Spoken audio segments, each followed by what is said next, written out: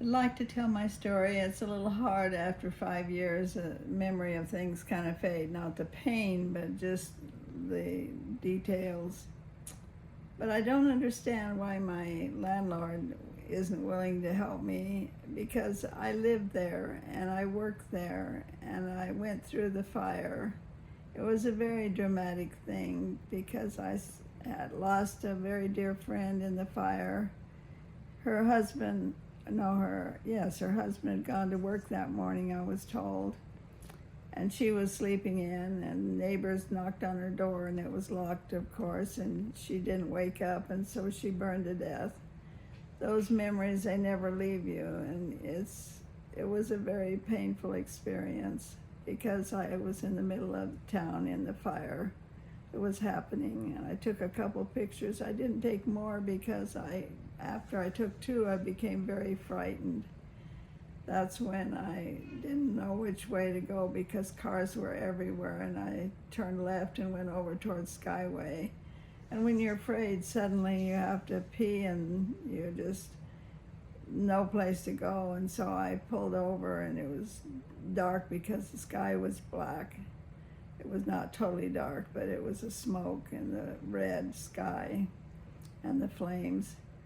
And I was peeing there at the side of a thrift store, and a man said, "What are you doing back there?" And I said, "I had to go to the bathroom." Then he laughed and said, "When you have to go, you have to go." I mentioned that because that was when I was right in the middle, thick of things happening, and you don't know what's happening. The sky is black and red, and it seems like it's Third World War. You don't know if a bomb has been dropped because there was a lot of explosions and noises, but the people were in their cars just backed up and not knowing what's going on and where to go and how to escape. And it was just a very terrifying thing. But anyway, I worked in that town. Everything was I had most of my mail going to the post office, but I had to go to different places where I worked, a couple places. But anyway, I don't know why my landlord wouldn't help me out, but people are peculiar and weird in their thinking. Anyway, it was a very painful time, and lost other friends in the fire that died, and lost a lot. You know, I remember going to the gym. There was two of them, but the one in Paradise, I had a membership. The one in Paradise had an outdoor jacuzzi. I've never known a gym.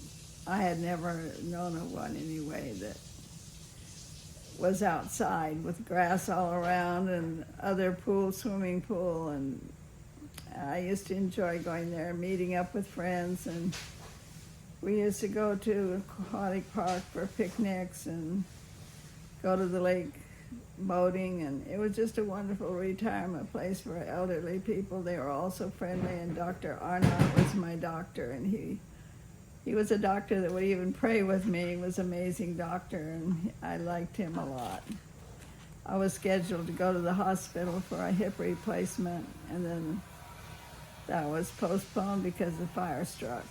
And the pictures of people fleeing and other people going through the flames was pretty dramatic, and I will never forget it. If I had any amount of money, would not ever want to go through that again.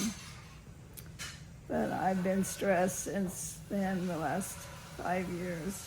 My delay on my hip replacement was not good. According to the doctor, it delayed things, and it became more difficult to do the surgery. So I suffer from arthritis from that, but I'm happy to be alive and happy that I didn't burn to death. But I can't think of a worse death than to burn.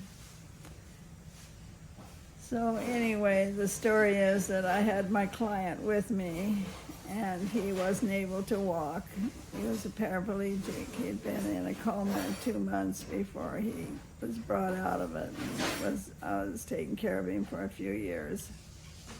And so I enjoyed the Kingdom Courthouse a lot because we had a garden and flowers and yard there, and I enjoyed that place a lot. And anyway, it just all happened in one day, you know, in just a few hours, everything that was transpiring. It just went fast because of the wind. It was whipping up the canyon there going down Clark. I didn't know which way to go, but I ended up going down Clark, and that's where I went through the fire, crossing the road and burning houses on the other side.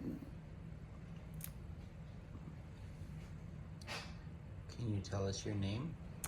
My name is Constance Jenkins. Date of birth? January 3, 1939, I was born. And then one last thing. Just share those moments going through the, with fire around you. And I thought I was going to die, and I have nightmares. Just thinking about it is, there's a fear that you have when you go through anything like that, and it never leaves you. You just remember that intense fear. So how did you get out? I just had to drive through it and keep going. I drove on the other side going down because the cars weren't moving fast enough.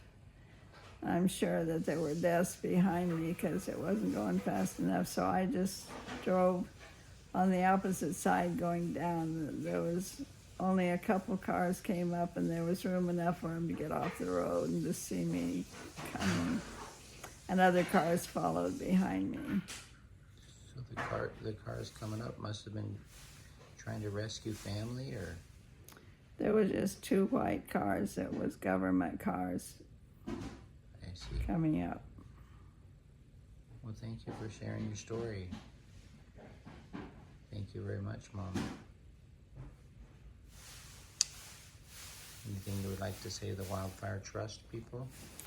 Well, I hope that they will help me to be able to have a better life than I've been having, because I haven't had a home since. Things really just got turned upside down, and my life changed dramatically, and I haven't had a secure place.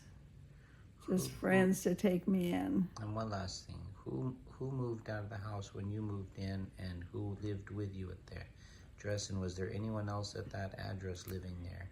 Well, Brendan was living with me, and who is Brendan?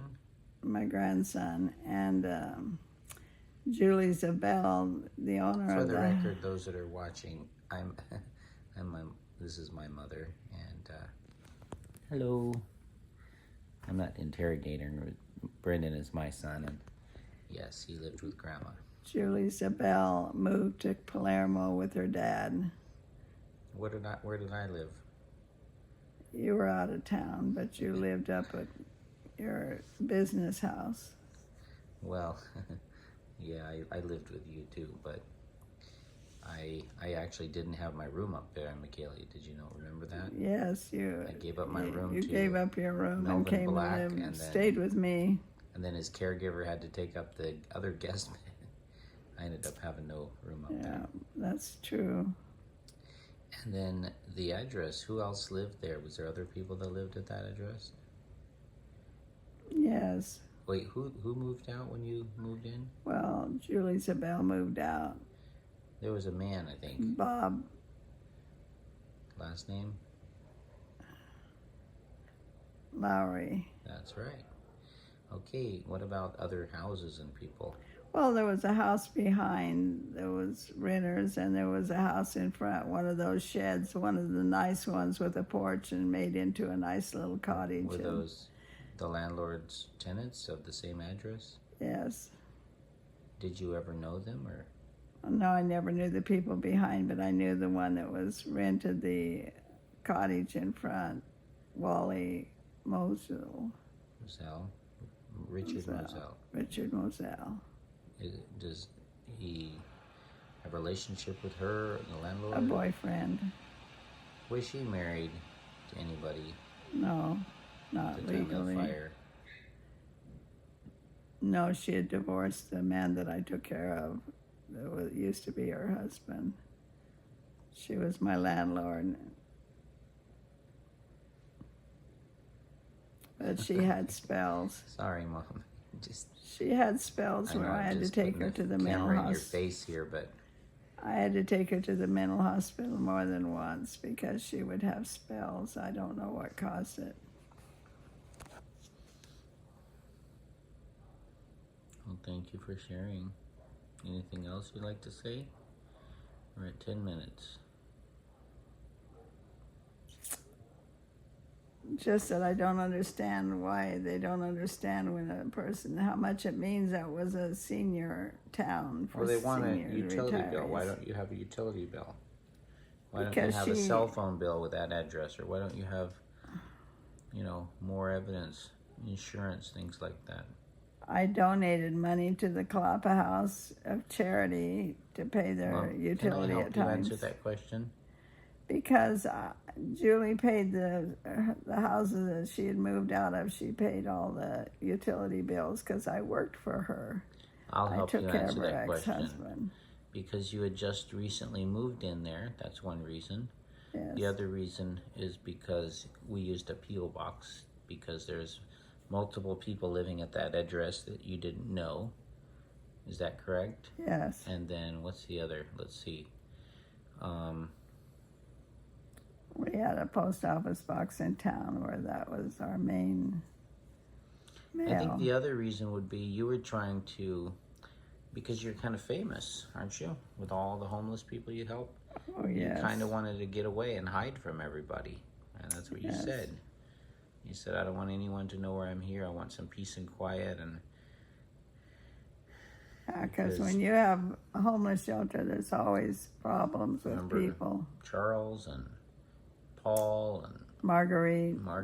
and all the people that, if they found out where you were at, they'd be at your house, knocking at your door, wanting to eat. I would once in a while go up and wash dishes and mop the kitchen floor and then leave and even take my client with me.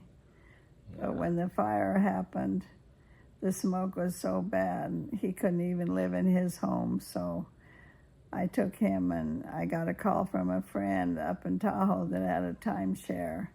She said, come up here. And so we stayed there 5 days with my client. I picked up She another. said it was 3 days, but whatever. Well, we stayed a couple days longer. Do you remember how long you were in Nevada after that? And then a couple of weeks, I went right over to my daughter's and Now, I found. found that you applied for FEMA on the 14th. Did you come back to apply after, or did they do it over the phone? Do you remember? I went to FEMA more than once. I went to FEMA. It and shows that you applied on the 14th. So it happened on the 8th. 6 Well, days I've told later. you that it's been 5 years, and I forget little details like that. But I went to the Sears building and applied for FEMA, and also. I think they called. I saw another paper where they actually did some sort of invitation letter for you to contact them. Well, also Walmart was out of town there. There's a big parking lot, and they had a trailer out there, and people were in line to talk to FEMA, and I went So there last too. question. You had your cornea implant or your cataract surgery in Paradise. You had your hip surgery scheduled, but then postponed. Yes, the Feather Rivers Hospital was my hospital and my doctors, and. So you had your cataract just before the fire. I saw that. I got the documents for that in. Let me ask you this. This is a big question. Have you gotten any money from any organization from this fire that was substantial and that you... No. Well, thank you for sharing that with us. What do you have to say to the Maui people? Well, my heart aches. I can hardly sleep at night for thinking of another situation like Camp Fire. Dramatic. Okay, would you say they should trust Red Cross or FEMA or any of those? Well, not that I know of. I think they have to be extremely assertive, not a giver sort of personality like you. They really have to almost fight to get it. I'm not even going to do that. I'm going to let everyone else have the money. I'm not going to take any money. I have trouble with my eyes since. But I do want to see you get something. So thank you, Mom, for sharing. God bless you. Bye-bye.